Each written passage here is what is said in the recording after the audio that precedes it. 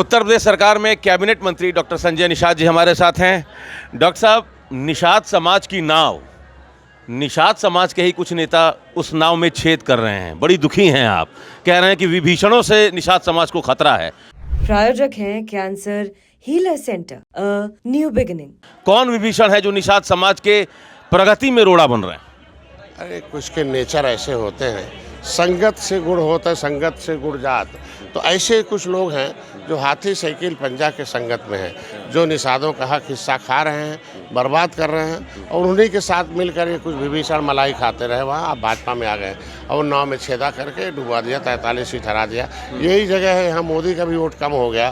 तो ऐसे विभीषणों को भाजपा किनारे लगाए और नाव को, हम नाविक हैं, हम नहीं चाहते नाव डूबे, तो कभी भी नहीं हम तो अब उठा के फेंकेंगे उन लोगों को, जनता फेंक देगी उठा के। जान गए ना कौन है, क्योंकि जब मैं किताब लिख दिया, उस किताब में लिख दिया कि केवट मल्लाह बिंद मझवार हैं, ये अनुसूचित जाति के हकदार हैं, ये राष्ट्रपति ने लिख दिया, नोटिफिकेशन है, अधिसूचना जारी है, अनुसूचित जाति की सूची में सूचीबद्ध हैं।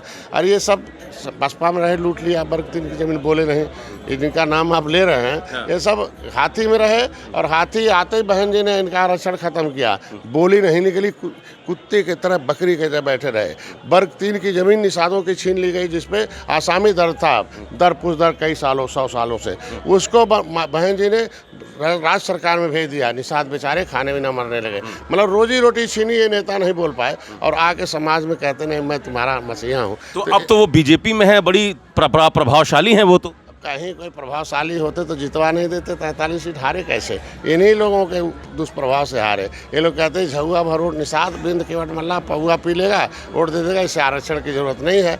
तो ये आरक्षण विरोधी लोग हैं, ये कभी नहीं आवाज़ उठाते हैं। और निषाद कहता भाई जिस तरीके से चमार भाई के बेटे को मिल गया, धोबी भाई को बेटे को मिल गया, तो हमारे बेटे को भी मिलना चाहिए। तो भाई जब संविधान में है, अनुसूचित जाति की सूची में सूचीबद्ध है, उत्तर प्रदेश के राज्यपाल ने भी 31 दिसंबर 2016 को कह दिया कि केवट मल्लाह बिंद नहीं है, पिछड़ी नहीं खाएंगे खिचड़ी, अनुसूचित जाति के हकदार हैं, तो उसकी लड़ाई लड़ रहे हैं। हम तो उनके बेटे की लड़ाई लड़ रहे हैं। वो विभीषण और से सावधान अब समाज धीरे धीरे हो रहा है। ये सब लोग जान रहे हैं कि नहीं भाई, डॉक्टर संजय निषाद पार्टी हमारी लड़ाई लड़ रही है और संवैधानिक लड़ाई लड़ रही है। जिस तरीके से कांसी राम ने चमार भाइयों को संवैधानिक सुरक्षा दिलाया, उनकी समृद्धि दिलाई और सम्मान दिलाया, उसी तरीके माननीय मुलायम सिंह यादव भाइयों को दिलाया। तो उसी तरीके से डॉक्टर संजय 24 घंटा रात 5 बजे आए हैं, 2 बजे तक कार्यक्रम चलता रहा, 3 बजे तक। तो ये 3 बजे रात तक अगर समाज जग रहा अपने अधिकार के लिए, तो चाहेगा ना कि जो निषादों का झंडा उठाएगा वही रह पाएगा। लोकसभा चुनाव का परिणाम आया तो निषाद समाज के ही नेताओं ने कहा कि डॉक्टर संजय निषाद की अब पॉलिटिकल करियर जो उनका ख़त्म हो गया, वो जिता नहीं पाए अपने घर के लोगों को। तो ये कौन इस तरीके की बात उड़ा रहा है? आप उठाकर देख लीजिए, जो बूथ है जहां हम मजबूत हैं वो सब जीते हम लोग हैं। भाजपा के कैंडिडेट थे, भाजपा ने खुद है उनके लोगों ने, इसीलिए तो जिला अध्यक्ष बदल दिया भाजपा ने। टीम क्यों बदल दिया? मंडल अध्यक्ष। ये विभीषण निकले तभी तो बदल दिया।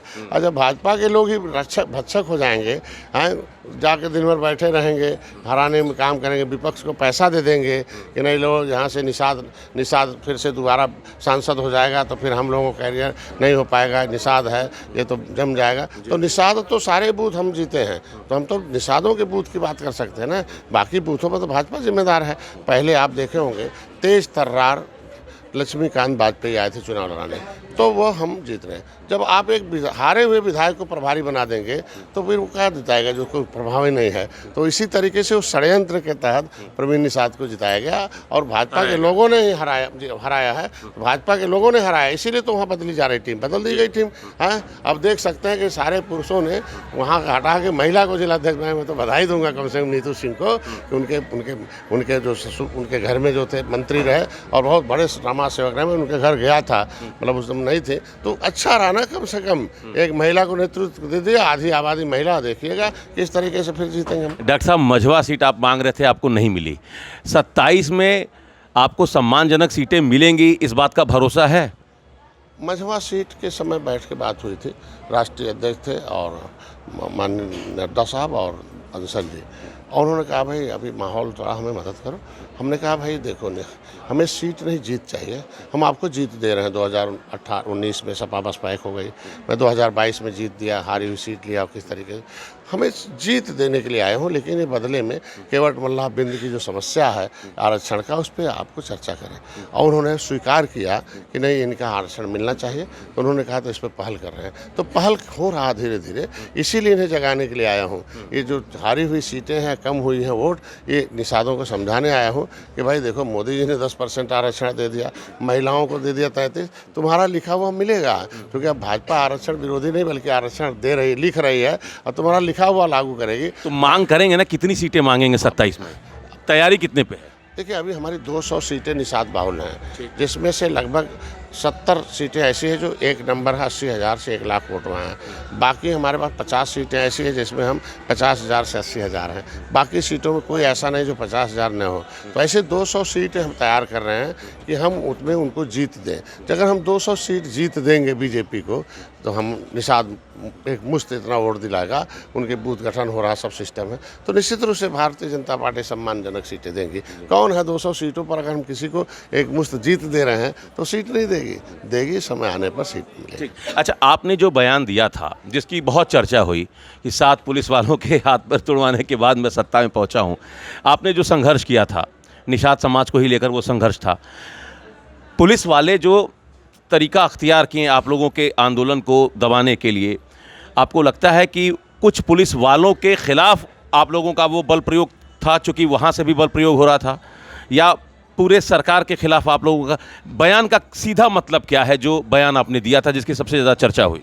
देखिए रक्षक ही भक्षक बन जाए तो आत्मरक्षा में तो कदम उठाना पड़ेगा ना। तो मैंने उस पुलिस को जो सुल्तानपुर था, वो रक्षक है भक्षक बना हुआ, जो बेचारे हाई स्कूल पढ़ रहे हैं, इंटर पढ़ रहे हैं मेरी बिरादरी के लोग, वो थे भी नहीं उस अपराध में शामिल, उनको उठा के बंद। तो मैंने इतना ही कहा सुबह अधिकारी को कि भाई देखो इसमें जो अपराधी है उसको चाहिए, बाकी निरपराध लोगों को छोड़वा दो। ये फालतू बेचारे 20 साल मुकदमा लड़ेंगे, नौकरी नहीं पाएंगे, जो उसमें नहीं है उसको क्यों किया जा रहा है? अधिकारी गए नहीं।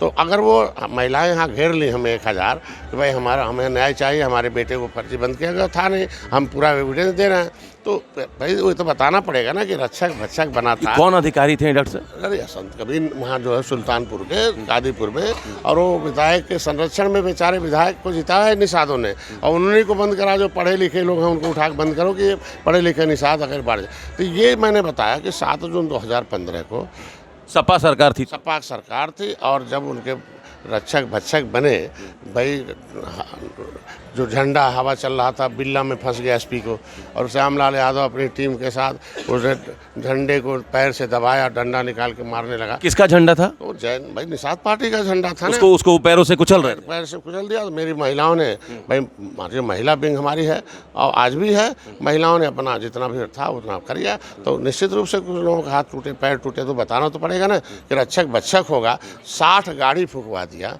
भाई रेल तो केंद्र का होता ना, सीआरपीएफ गोली चलाती, सीआरपीएफ आती, सीआरपीएफ करती तो ठीक था, राज्य सरकार क्यों गई? मतलब निषाद समाज के सम्मान के साथ समझौता नहीं? एकदम सम्मान के साथ नहीं है। 60 गाड़ी फुकवा दिया हमारे लोगों को। इस तरीके का अन्याय बर्दाश्त नहीं है, इसीलिए निषाद जो है सपा से दूर हो गया और सपा को हरा दिया पूरे प्रदेश में। आज भी सम्मान के साथ कोई खिलवाड़ नहीं है। आज के दिन में भी हमारे लोग मार्शल कौम है, इनको अंग्रेजों ने कहा ये मार्शल कौम है, एक क्रांति, इनके ऊपर क्रिमिनल घोषित है, देश को आज़ाद कराया है, मुगलों और अंग्रेजों को मौत के घाट उतारा है। मैं इनको समझा रहा हूँ भाई अब बंदूक में नहीं बटन में ताकत है, अब गोली। आपने मुगलों की बात की डॉक्टर साहब, समाजवादी पार्टी के सांसद हैं राज्यसभा में रामजी लाल सुमन जी, वो राणा सांगा की राष्ट्रभक्ति पर सवाल उठा रहे हैं। वो कह रहे हैं कि अगर औरंगजेब की बात हो रही तो राणा सांगा की भी बात होनी चाहिए, उनकी भी राष्ट्रभक्ति जो है वो संदिग्ध है, उन्होंने बाबर को बुलाया था। सपा के लोग तो इस तरह की बात कर रहे हैं। देखिए विपक्ष के पास कुछ है नहीं, गलत बयान, नकारात्मक राजनीति के। औरंगजेब का नाम रख लेना अपने पार्टी में। अगर समाजवादी पार्टी के बाइलाज में पार्टी के ये लाइन लिखा हो कि औरंगजेब हमारे आदर्श होंगे, आला गाजी हमारे आदर्श होंगे, देश के जितने भी आक्रमणकारी रहे, कतली रहे, लुटेरे रहे, वो रहे, तब तो ठीक है समाजवादी। भाई समाजवादी पार्टी के बाईलाज में लिखा है कि हम दलितों, पीड़ितों, शोषितों के साथ खड़ा रहेंगे, उन्हें हम अधिकार दिलाएंगे। तो वो उनका तो अधिकार भूल गए। अब औरंगजेब उनका आदमी तो कह रहा है कि औरंगजेब इस देश का आदर्श है, उसका पूजा होना चाहिए। आला गाजी, अरे क्यों पूजा होगा? हम कह रहे हैं जिसको पत्थर मारते हो। तो सपा को औरंगजेब नाम रख लेना चाहिए। उनके लोगों, भाई जितने लोग हैं जो औरंगजेब को अपना आदर्श मानते हैं, उनको अपना नाम बदल लेना चाहिए। अपने बच्चों के नाम के आगे भी औरंगजेब लगाता हूँ। एक आखिरी सवाल डॉक्टर साहब, नंद किशोर गुर्जर हैं, विधायक हैं लोनी से, वो आप अपने ही बीजेपी के विधायक हैं, अधिकारियों पर आरोप लगा रहे हैं कि विधायकों की सुन नहीं रहे हैं अधिकारी। उत्तर प्रदेश में कई ऐसे घटनाएं हुई कि अधिकारी जो हैं विधायकों का ना फ़ोन उठाते हैं, अधिकारी विधायकों को कुछ नहीं समझ रहे हैं। आपको क्या लगता है अधिकारी क्यों नहीं विधायकों को तवज्जो दे रहे हैं?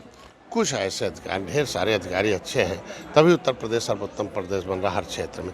लेकिन कुछ अधिकारी जो अंदर से हाथी से कील पंजा हैं, और मौका पाते ही डस लेते हैं। हम दूसरा गुर्जर के अभी रात में देख रहा था कि बेचारे को कि वो कलश यात्रा निकाला था, पुलिस ने रोक दिया, मार खाता पाए। अरे कलश यात्रा तो हमारा यात्रा है ना, भारतीय जनता पार्टी की तो आत्मा है। कैसे खिलवाड़ कर रहा है भाई? हम अपना जीता जागता उदाहरण है कि मैं मत्स्य विभाग का मंत्री हूँ। हमारे पास 25 करोड़ रुपये मछुआ कल्याण कोष में योगी जी ने दिया कि ले जाओ मछुआरों के बच्चों को पढ़ाओ, इनके बच्चों के गांव में बिजली लाओ, मतलब सोलर लाइट दो, विकास करो, इनके बच्चों की शादी विवाह और इनके लिए कुछ केज कल्चर हो। वो 25 करोड़ रुपया व्यवस्था दी गई है कि भाई ACP हैं हमारे यहाँ, जो उनके अधीन होता है, वो परिव्यय तय करते हैं कि किस में व्यय करना है। मेरा प्रमुख सचिव 6 महीने से फाइलें घूम रहा है, अभी तक आज 5 दिन रह गया है। वो 25 करोड़ खर्च करने का क्या है बताओ? उस पर फाइल पर दर्ज करने से मतलब क्या हुआ? विकास होता तो निषाद खुश होता। मैं तो प्रचार कर लिया भाई, हाई स्कूल में जाओगे 10,000 मिलेगा, BA में रहोगे 20,000 30,000 मिलेगा, और उससे पढ़ोगे 50,000 होगा। 25 करोड़ जो कहते हो पड़ा हुआ है। तो ये अच्छा, ये बताइए, जो सचिवों का सैलरी इतना ज़्यादा है, विधायकों की सैलरी इतनी कम है, तो आपको लगता है कि ये भी कारण हो सकता है? अच्छा, विधायक की सैलरी एक क्लास 4 के बराबर रहेगी, और जो उनके अधीन अधिकारियों कहते हैं, तो निश्चित रूप से इस तरीके की सोच रखेंगे।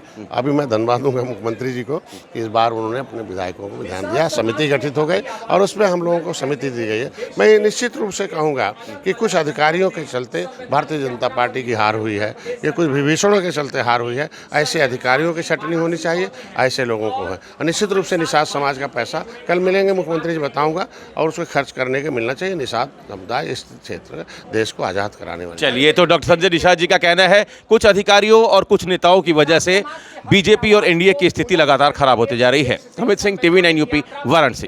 प्रायोजक हैं cancer healer centre, a new beginning.